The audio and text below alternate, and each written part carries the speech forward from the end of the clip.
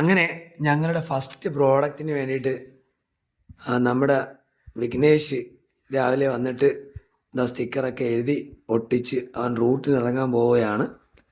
ഇപ്പം ഈ പറഞ്ഞ പോലെ നമ്മൾ ഒരുപാട് കഷ്ടപ്പെടുന്നുണ്ട് ഈ ബ്രാൻഡ് എങ്ങനെയെങ്കിലും വളർത്തിയെടുക്കുക എന്നുള്ളതാണ്. അപ്പം നമ്മൾ അത്രയ്ക്ക് എഫർട്ട് എടുത്തിട്ട് രാവിലെ നമ്മൾ എന്ത് ചെയ്തിരിക്കുകയാണ്, സെയിലിന് വേണ്ടിയിട്ടുള്ള കാര്യങ്ങൾ തയ്യാറാക്കിക്കൊണ്ടിരിക്കുകയാണ്.